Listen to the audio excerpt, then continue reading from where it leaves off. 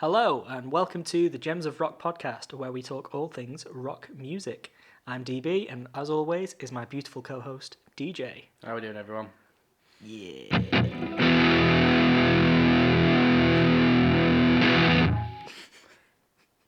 Dun, dun. I'm going to do that week. I'll do that one week. I'm just going to put my voice in. Yeah, I'm just going to take the guitar out and put my voice in and see if anyone I thought you actually... wanted a Mastermind theme song then. It's called Approaching Menace, the Mastermind theme song. But that's not what that's the least obvious thing we want to talk about. That's 28 seconds of fucking cutting you need to do there. Alright, this week's theme.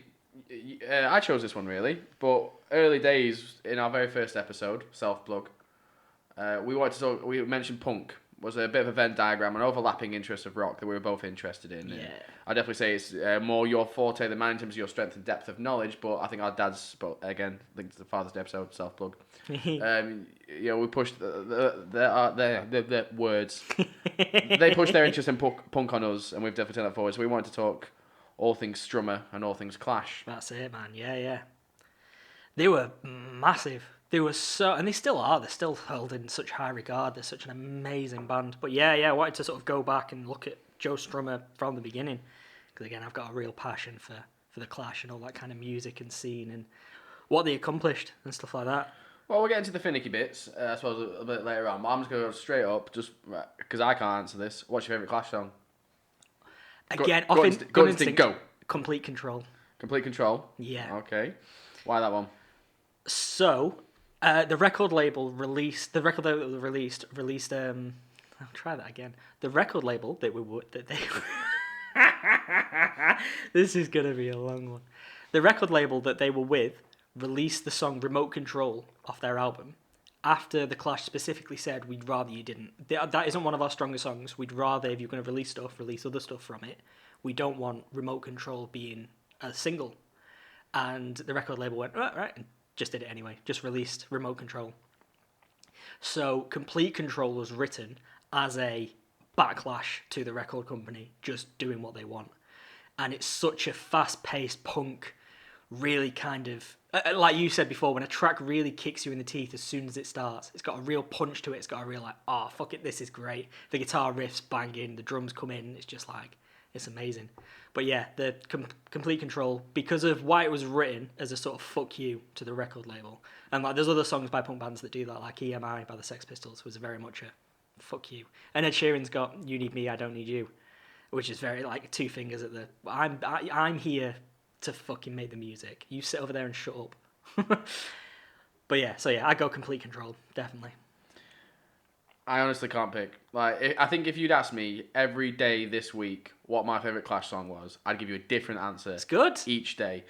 For me, my whole Clash interest, my dad's, he had a few of their albums, but what he particularly had that was released in the early 2000s, I think it was about 2003, it was just called The Essential Clash. It was like a best-of album. Yeah. 2 discs.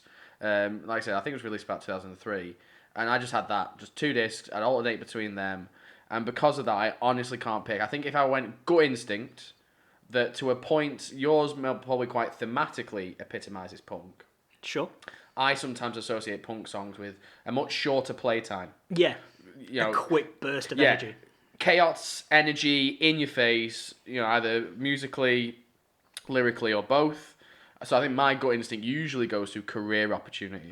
That's a cracking song. And again, I do love a strong opener. And I think both Complete Control and Career Opportunities start very strong lyrically, don't they? Yeah, Just definitely. like career straight into it. Yeah. They said they want complete control. And they're off, aren't they? Flying. They both. That's it. Strummer brings it from moment one in both those songs. Obviously, Complete Control is probably a bit of a longer run time, almost probably twice as long. It's about 3 minutes. Complete Control. Yeah, Career Opportunities is quick. Just short. Very, go. Yeah. Like, I don't know why the lyric "You don't want to make tea at the BBC" always puts a smile on my face. Yeah, I don't know what it is about it. Yeah, they use that as almost the epitome of an insult. Like what's the worst thing we can think of?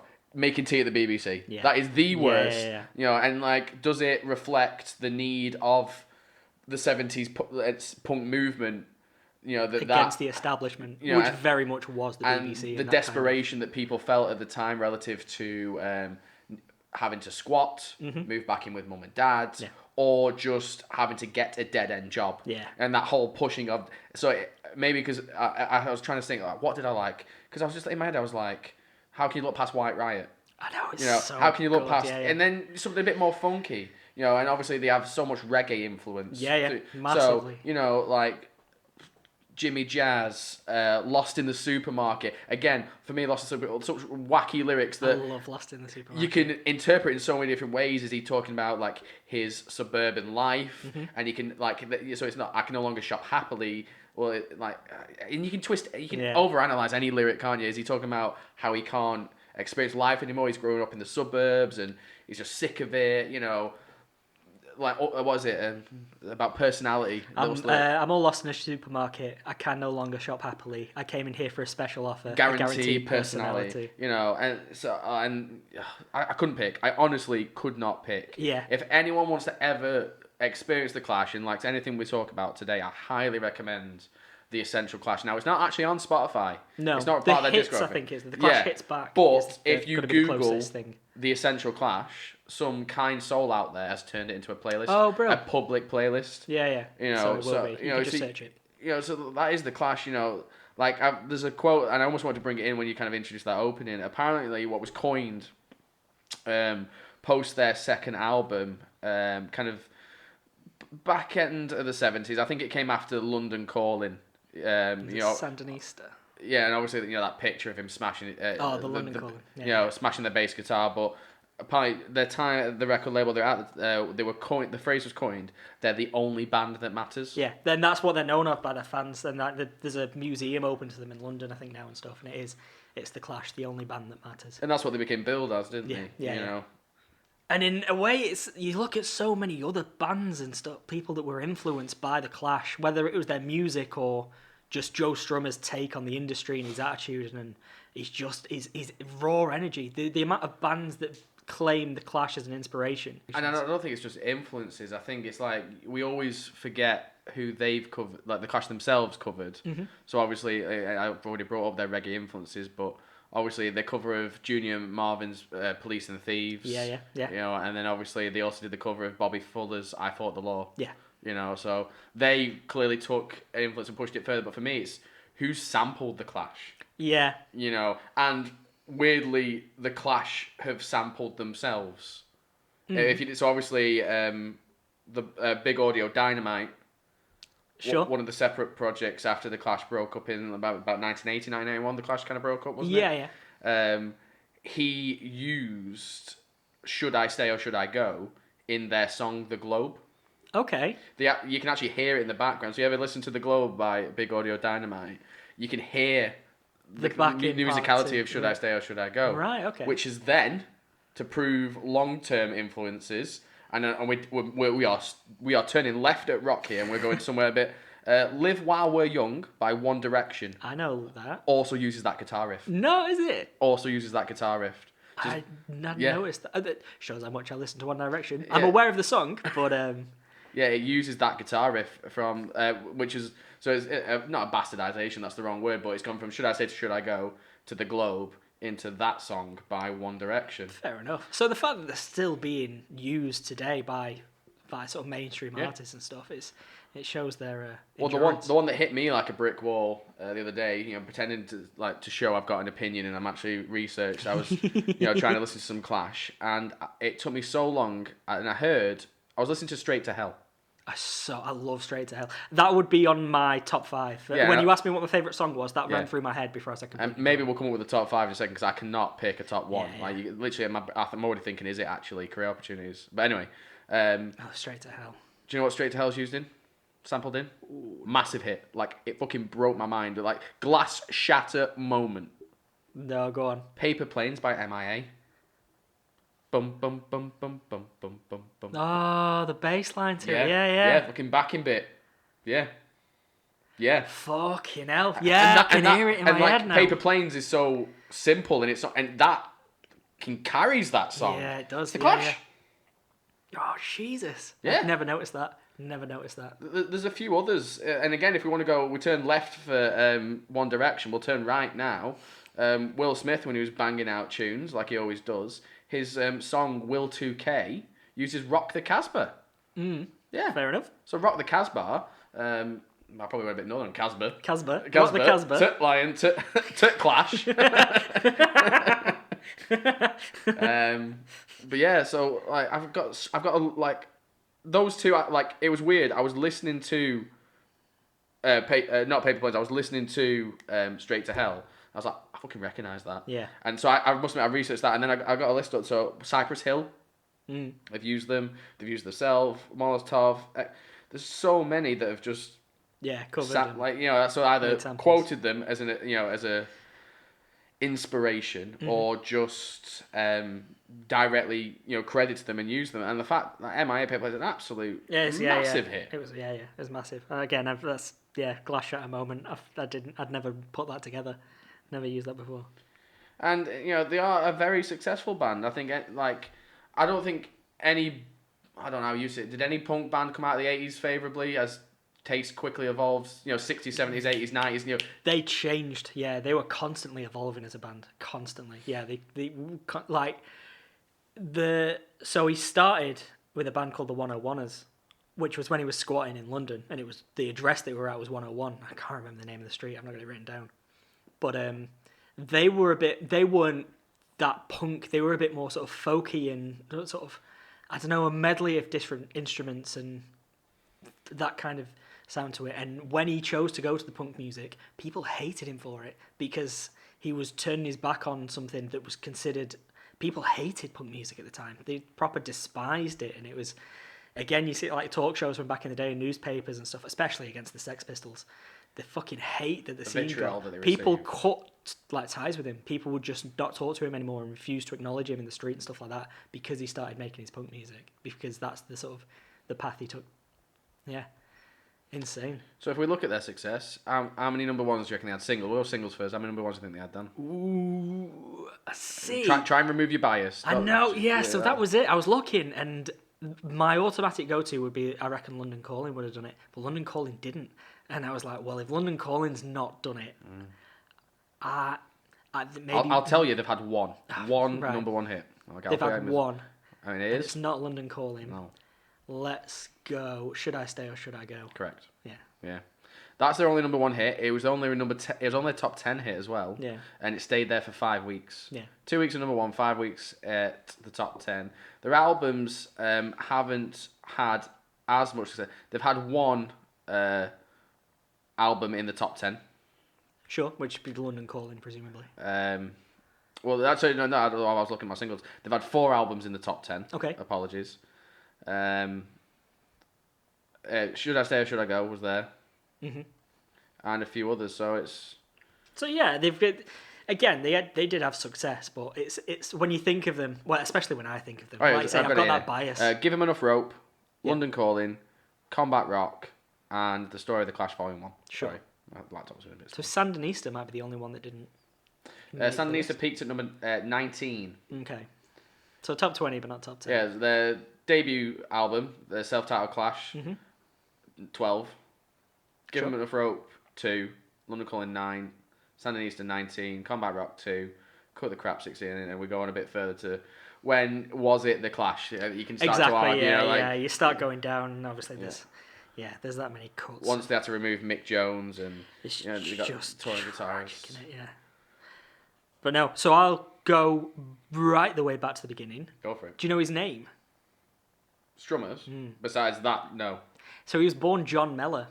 Okay. Was his name. So he was born in Turkey. His father worked for the what is it? Office. Something office. Home Office? Home Office. I think it's the Home Office. He did something like that. He was bounced around the world for his job. Mm-hmm. So he was born in Turkey, and then they moved to Cairo, and then to Mexico, and then to Germany. Getting the geography in. I'm feeling it. I'm liking it. Map it, people. Before he was then sent to boarding school in England. So he'd already been, like, bouncing around the globe before, like, even hitting and the was boarding this all school. 50s, 60s? What kind of time period was he bouncing around the country? Yeah. I'm not going to be a doctor. Well, I think if he's hit schools that much, boarding school, he's going to be south of 16, isn't he? So. Yeah. But it was, so he went to, I remember reading, he went to a school in Mexico while he was in Mexico where they didn't speak English. Wow, okay, so not even like an international school, just like... Exactly, yeah. So yeah, went to boarding school in England, and then after boarding school, he then moved to art college because that was what the sort of dropouts. He saw it as that was what the dropouts did. It was the sort of last remaining grasp at staying within the system without Of actually education. having to. Yeah, yeah.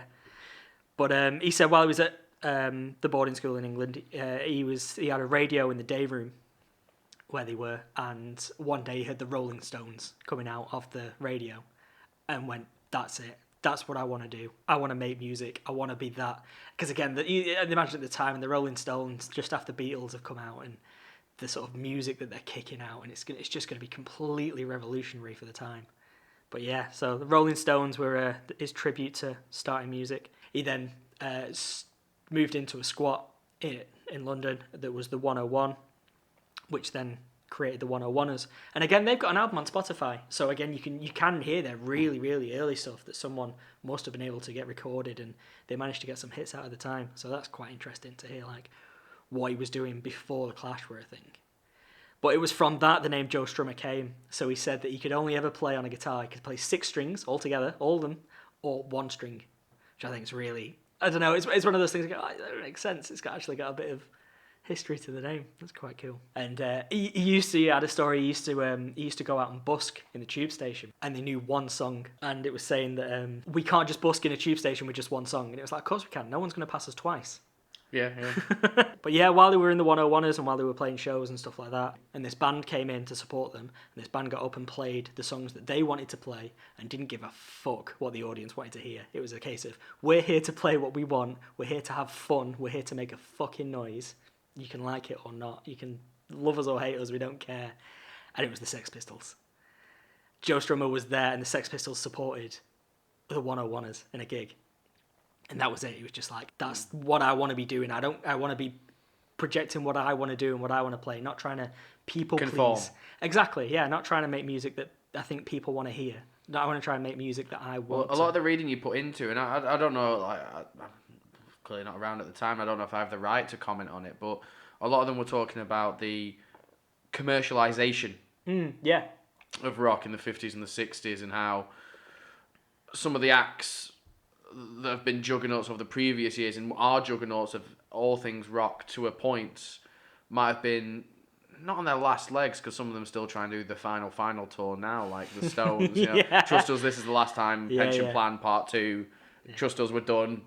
Actually, I need a new house. You know, whatever they called the last tour. And you know, the Beatles were starting to do solo projects at that point. They weren't the Beatles anymore. Not that they weren't doing quality, and they did quality, and Christ, you know. Yeah, But there was room, wasn't there? That was it. And this underground movement powered by youth in, Yeah. you know, independent, you know, zines, magazines, printed in small shops, handed out on flyers and leaflets. There was room, there was space, wasn't there? That was it, and it was the separation in the music as well. So, like you say, you had your big bands like the Stones and the Beatles, but they were almost becoming like these figures, these hierarchy figures that you'd never get close to. And we say it now with music. We've said about punk music now. You can see a band and you can be sat next to them, and then they'll fucking get up and start playing a set.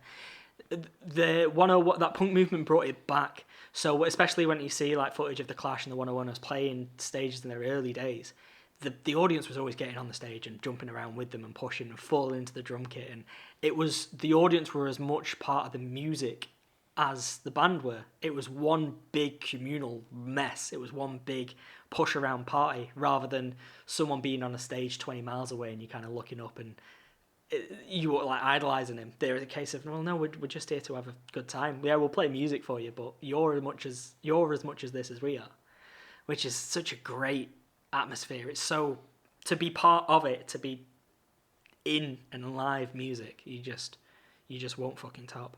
But yeah, seeing the Sex Pistols again, I just being in the room and you see sort of the Sex Pistols come out and start playing some songs, it was just like insane. But again, I'm quite a big Pistols fan as well as Clash. Well, yeah, let's go back to your earlier point then. Yeah. Your top 5, let's say in no particular order, because I'm mainly saying that for myself, so I don't have to pick a particular order. But if you had to come up with your top 5 Clash tracks, and we'll have a reason for each one, a little sentence for each one. Go on, you take lead. Okay, so obviously it's career opportunities. It's short, it's in your face, it's quintessential punk. I think if I was then to go Lost in the Supermarket, Yeah. a little bit of funk here, I think I'm So Bored with the USA. It's a great track. A bit more lyrically forward. Yeah. It's repetitive in its sense, but it really comes at you. So yeah, career opportunities, Lost in the Supermarket, I'm So Bored with the USA. Oh, this is where I'm struggling now. I've got three. That's three. I know, yeah, that's it. You're on 3. You've only got 2 more left. Oh, bloody Nora. I don't know how you can ignore White Man in Hammersmith Palais. That's good. A little Joe bit longer. Strummer's favourite song. That was his favourite song that he ever wrote. That. You know, a little bit funkier, a little slower. Maybe not as much energy in it, but I'm on 4. You're on 4. Oh, can I have 6 or 7? It's a coin toss between Clampdown and Rudy Can't Fail. Oh. What would you reckon? Just to get your input, if you had to pick between them if two. I had to pick between them, I'd go Clampdown. Why Clampdown over Really Can't Fail? I love Clampdown. I think Clampdown was one of the first songs I heard by them as well, so I've got that connection with it. Come up and it's so wearing. But for me, it's that. Proud, it's that. You know, on the guitar, when it just not like if that could be a guitar. Like, can you play the guitar and then put it in for me? No. But for me, I don't know. I suppose Really Can't Fail. I could imagine it's a great. But maybe more fun to sing along to. Yeah. You know, and a bit more funky, a bit more of a reggae. It's got more of a ska. Was that right? Beat. Yeah. It's got the sort of reggae feel to it. So yeah, I'll go career opportunities. Yeah. Lost in the Supermarket. White Man in Hammersmith Palais. I'm So Bored with the USA. And then maybe Clampdown. Sure. If I had to I know we did this last time, so I'll carry on while you kind of think of your top 5. Yeah. If I had to give someone a song that name me a Clash song I've never heard before that I'd recommend. Hopefully I've named some already. I think there's probably a couple I'd go after. If you wanted something a bit more random, a bit longer, I think you could either look at the Magnificent Seven. I love the Magnificent Seven. Magnificent Seven's making my 5. Yeah. 7. Some of the lyrics in that are fantastic. Random. Vacuum cleaner sucks up budgie. I think that could be if you want for a bit more of a random one. But if you wanted shorter, a bit more energy, and you've never heard it before, English Civil War. Yeah, cracking song. Yeah, very good. Sub 3 minutes. I think to me maybe that's what I'm gonna start thinking what makes punk. I feel like shorter, a bit short, little burst of chaotic energy. So they're my top 5. I'd recommend listening to English Civil War if you've not heard it. And if you want something a bit more funky, Magnificent Seven. So I've got my hands ready. What's your top 5? In no particular order. In no particular order. Yeah. Complete Control is, I think that's always going to be. I remember sat in my bedroom playing that on my drum kit. As when I can still barely play drums, but when I was really sort of just getting to grips with it, I really loved playing Complete Control. And again, just the attitude that the song had before I knew what it was and what it stood for and why it was a song. Just the song itself as a whole was absolutely fantastic. So yeah, number 1, Complete Control. Number 2, I think I'd go This Is Radio Clash.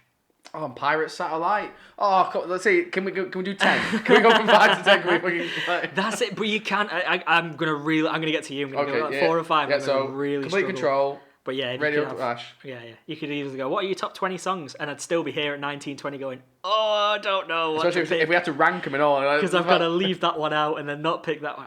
Alright, so crack on. Complete Control. This is Radio Clash. I think then I go Magnificent Seven. Okay. Because again, it's just fantastic. Makes your top 5, yeah. His songs with political statements are brilliant, but and you listen to some of the words of Magnificent Seven, it's just fantastic. But it is about 20 minutes long as well, isn't it? It's much longer comparatively. It always feels it. I think it's only about 5-6 minutes, but compared to when you're doing songs at 1 minute 40, 2 minutes 30, you're almost 2-3 times the length. Yeah, that's it. Yeah. I'd then go London's Burning. I know.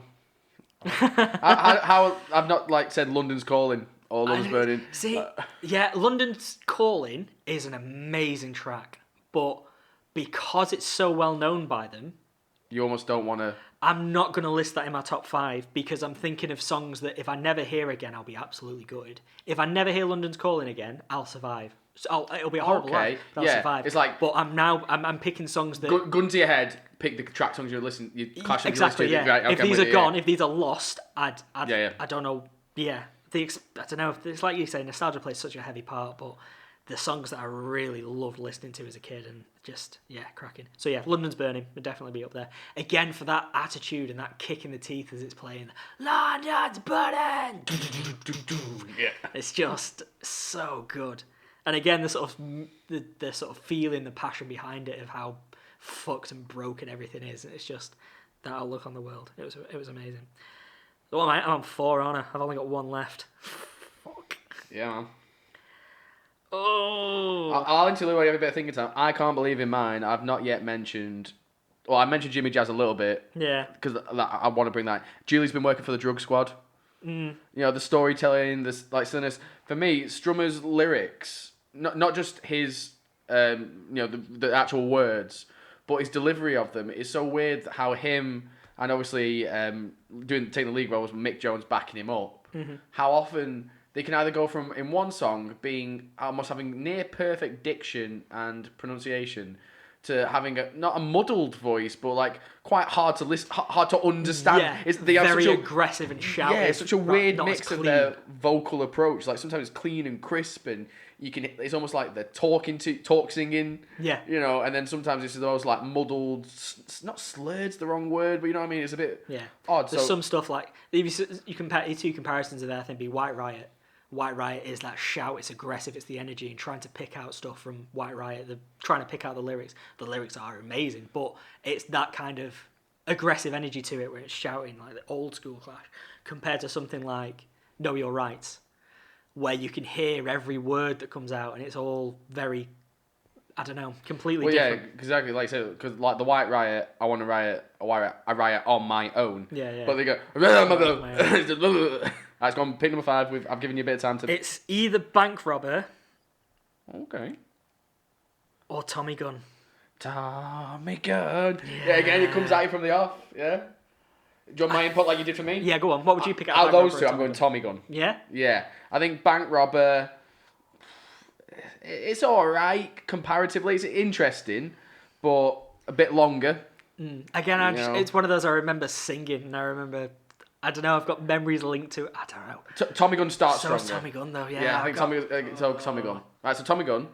And then if you, of any of the songs we have mentioned, you might agree with me, like I mentioned, which songs did I mention that I'd recommend if you're not listening to the Magnificent Seven, which made your top 5, and English Civil War. If there was a Clash song we've not mentioned that you think you'd really recommend that someone gives it a shot, if they like anything Clash, and why would you recommend it? Because it's because something different or fun, or what would you pick?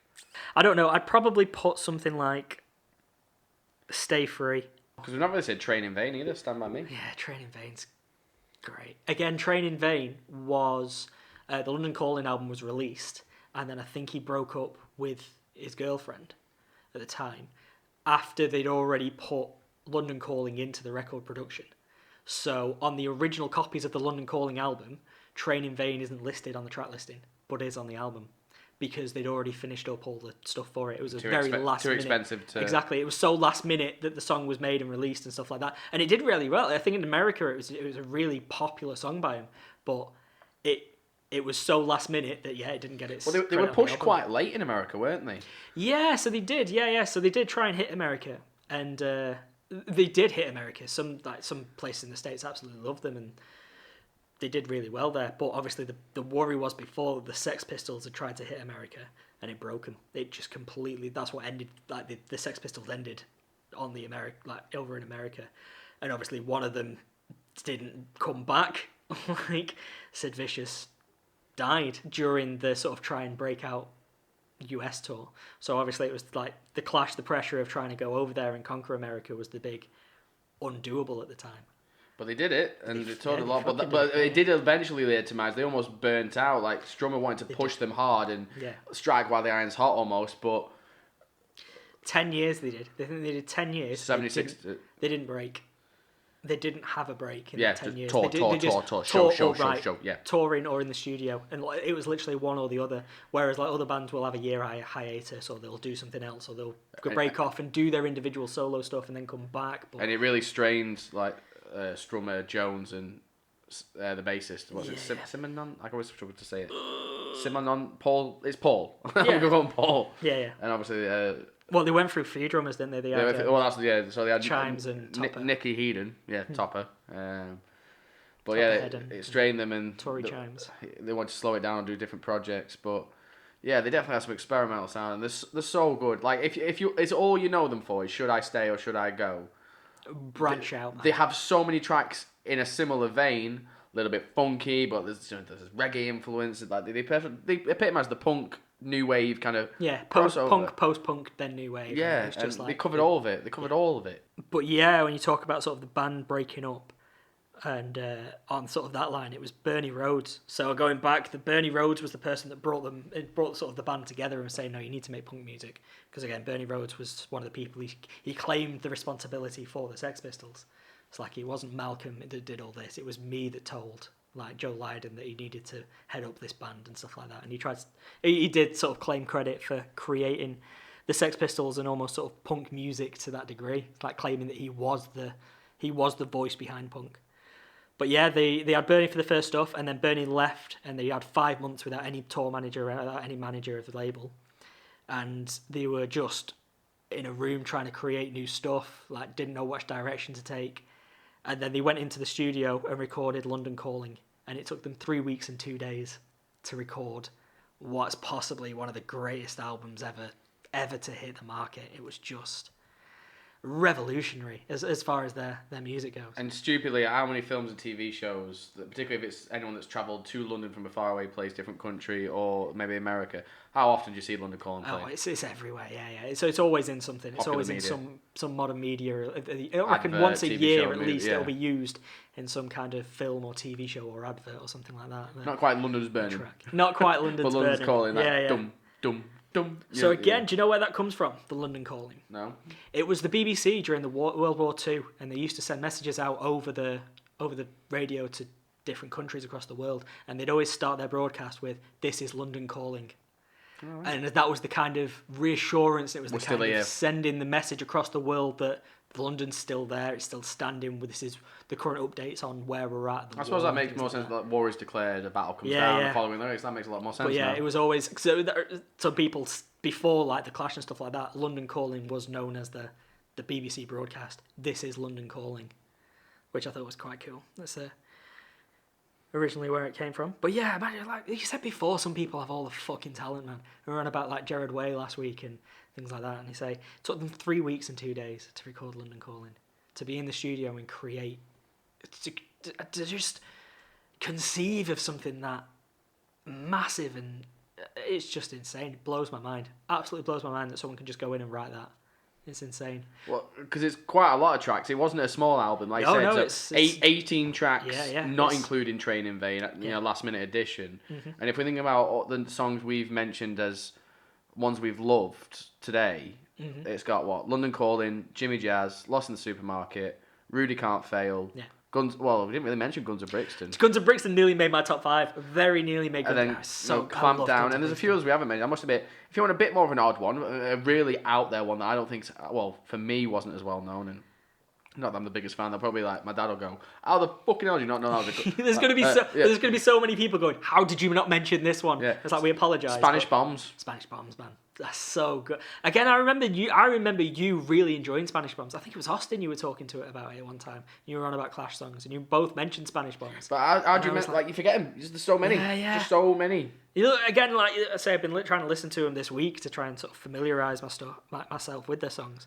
But there's so many I've not listened to, and just looking at the list now, and it's like this. But it's just so clever. Everything they do, it just works. Everything works. Either they tell a story over a longer period, they hit you with non-stop energy from start to finish. The bass keeps keeps that rhythm throughout, and some of the guitar riffs, the drum energy because you need that, don't you? You're doing to drive it. Yeah.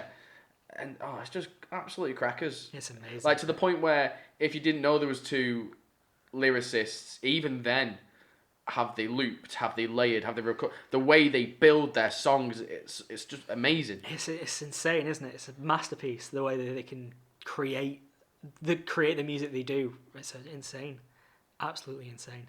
Going back to the London Calling album, the monumental artwork for it, the smashing of the bass guitar, the picture of the guitar coming down. It's based off Elvis, isn't it?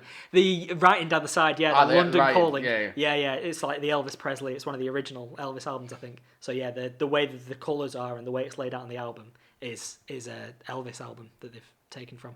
The image itself, again, there's a few stories on it on the internet. The one that I'm most familiar with is it was a seated gig, and the frustration was getting to the band that the audience couldn't jump around and get involved with the music. Like I was saying earlier, like you've got that passion of live music and being able to perform and jump and throw each other around and stuff. The frustration of it being a seated gig got to the band, and to the point where the bass guitar was just heading for the floor. And the picture was taken mid-shot before the bass hit, and Joe Strummer said it was the best sound the Clash ever made. The sound of that bass guitar, the sound of the frustration getting to him and the bass hitting the floor. He says like they'll never make another better sound than that, which I think is it's such a form of passion and rage and that sort of chaoticness to it. It's brilliant. To me, they are punk. You say to me punk, I'm thinking Clash, and I'm not really thinking of anyone else that quickly. See, I think I'd always go Sex Pistols. I think if someone said punk, I'd immediately go Sex Pistols. Yeah. I think I prefer the Clash to the Pistols because there's more songs that you can relate to. There's more. Well, the Pistols had one album, but there's so much more in the. You can learn through their music and you can get a taste of what the place was like. And I don't know. He paints such a picture. He's got such a way with words as a lyricist. Yeah, for me, I honestly, again, it probably means you need a new co-host. Like, get another Danny. There's plenty of Dannys out there. You got DBO there. Is that a rule? It can only have Dannys. Maybe, I don't know. Maybe are we that elitist? There's plenty of Dannys about. But like for me, you tell me the Pistols, and I can only really think of God Save the Queen in Anarchy in the UK. Fair enough. Yeah, all right. We'll get that fixed. I need to do some research and up it, but for me, it's just. Again, though, there's less to pick from. Yeah, there's less to pick from. Like we say, we were both looking. I think we were both trying to pick our top 5 from like a list of 20, 30, 40 songs in front of us, and couldn't. Can't. Because there's that much to pick from. There's that much of a catalogue. And so exactly the change. It depends what you're feeling at the time. Like your favourite song will change every day. It depends what kind of mood you're in. Like you say, you want something with that chaotic, the beat, the quick, the kind of I want to fucking punch something, to something more like thought provoking. To that kind of feel to it. You can change what you want to listen to on a daily basis, kind of thing. But yeah, on about Topper Hedden earlier, saying we went through a few different drummers. They were recording, I think, in America, and the none of them would turn up to the studio on time. Like they were all doing their different things, and Topper got to the studio before anyone else, and he had an idea for a song in his head. So he recorded the drums for it first, with him being the drummer, and then he laid down the piano for it, and then he put the bass over the top of it, and he was adding all the different key compartments himself while he was in the studio, before anyone else got there, and all he needed left was sort of like the lyrics for it. Then the band turned up and he played it for them, and he was like, "This is the kind of thing I put together. I put a song together. What do you think of it?" And then Bernie Rhodes comes in as he's sort of listening to the track. And at the time, they were releasing their massively long songs, like Magnificent Seven and things like that go on for an age. And Bernie comes in and goes, "Can we stop making bloody ragas?" Which ragas are sort of like an Indian track that are like blues for like worship and different like instruments like sitar and things like that are normally things that go on for hours and hours of just playing music. So Bernie Rhodes was saying, "Can we not make fucking songs that last for ages, please? Can we go something back with a bit more sort of swiftness to it? So yeah, can we start making bloody ragas?" Joe Strummer took that, went home to his typewriter and wrote into his typewriter, "Now the king told the boogeyman, you have to let that raga drop." And they were the first lyrics to and then the laser beam sounds. Yeah. Like, and that was it. So the song that Topper Hedden had written down, and Joe Strummer just wrote straight from the top of his head, "The king told the boogeyman, you got to let that raga drop." And that was it. The Casbah sort of came out, which again is, I think, it's such a massive track for them. We've not talked that about one more. I know, yeah. The Casbah's massive. But so yeah, Topper Hedden wrote that song, pretty much each individual part apart from the lyrics. Before that went live, Topper was kicked out of the band. Wow. And he watched the music video from his, wherever he was at the time, of his song being played, and the music video had a different drummer. And he was sat watching a different drummer play the drums to the song he'd written in the studio. And it's just like, it's such a... You imagine that it's just going to be painful, isn't it? Heart-wrenching. It's just absolutely heart-wrenching. Yeah, to see all the sort of creative ideas that you've put together and brought together, and someone else is now getting this getting the credit for it. Basically, it's brutal. Again, it was Bernie. It was sort of the manager at the time. He kind of was putting the doubt in Joe Strummer's mind about the different band members. So he didn't like Topper Headin, and then he was saying to Joe, like, he didn't like Mick. So there was a fallout with Mick Jones. And then Joe was just like, well, maybe that's it. Maybe that's the problem. He was feeling bad energy in the band at the time, and he didn't want to go to somewhere and not enjoy being there. So yeah, Joe Strummer got rid of Mick Jones, and then it was, like you said, it was sort of downhill from there. Really, it was they'd lost a lot of the momentum that carried them.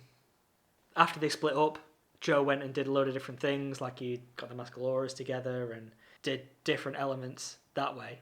People were like, oh, if they ever do come back, it'll be some big gig, it'll be some massive monumental corporate thing, or they'll be inducted into the Rock and Roll Hall of Fame or something. Well, that's what they had planned, didn't they? That'll be the next thing. That'll be the only time you see them come back together. And it wasn't. It was a fire department had gone on strike, and they played a gig to support, sort of raise awareness and sort of raise sort of money towards this striking fire department team. And then that was it. That was what brought the Clash together, and that would be their sort of final ever gig together, would be this. It wasn't a big corporate thing. It wasn't a big sort of celebration. It wasn't like money behind them. It was for a cause for the people, if that made sense. It was almost poetic. It was something magic. Bigger than them. Exactly. Yeah. I think it's just magic. And they're on about his funeral. There was a place after Joe Strummer's funeral that was playing the Clash music really loud, and there was complaints coming into the police, obviously, and there was complaints saying, oh, this music's playing too loud from this place or this venue somewhere. They're playing tracks into the night. And because their final gig was for the fire department, they're like, now they're good. The police sent 2 officers to stand on the door to make sure the music could continue. To shut down the complaint, like just to be a to presence. make sure that it could, to be a presence, to kind of show their support for a man that showed support for the emergency service. Yeah. And it's great. I think it's such a great sort of story and a great sort of send off. That, well, no, it's the music is going to play, and you're just going to have to deal with it. It's fantastic. It's monumental. Everybody listen to them more all the time. Explore them. Let us know on any of our socials if you are listening. If you found a song you liked, or if there's a song that we didn't mention, because we didn't. And definitely let us know either what your favourite was. Did you enjoy the ones we recommended? Definitely look into them. Thank you anyone that has been listening. Suppose we didn't really plug anyone today. No, I would like Geely's. I would like to get some free food from Geely's. But again, second style creation for the merch, man. Yeah, they've made us a t-shirt. We'll look at making more. Yeah. And this whole episode, I would like to point out, I did not say that's not my cup of tea. Because clearly everything the Clash do is my cup of tea. I will inject it into my veins, mainline it into my arteries, please. I think by you stating that you've not said this is not but because you've given me a complex now. That's all I'm saying. You've just put it in my head that we should put on a mug if actually enough people listen and want one. But thank you everyone for listening. I've been DJ. Yeah, I've been DB. Again, yeah, cheers. Thanks for listening to Gems of Rock. Yeah, thanks guys. Speak to you soon. Cheers. Spanish bums.